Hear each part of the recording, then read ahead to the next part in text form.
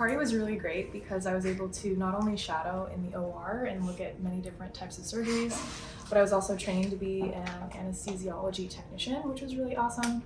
And I also got to do a lot of hands-on clinical research as well, which was an amazing experience. I could really go on and on about PACaRI, but if I could select one thing that sets the internship apart, it's how integrative it is.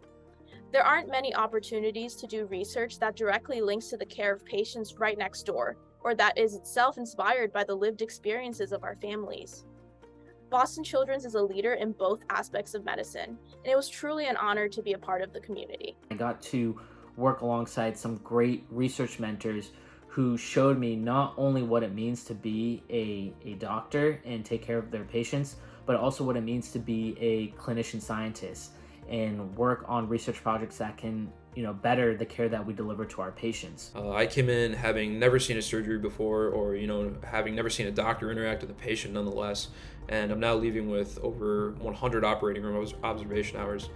So that's going to be something that you're able to carry with you and something that's going to make you stand out. So definitely take advantage of this.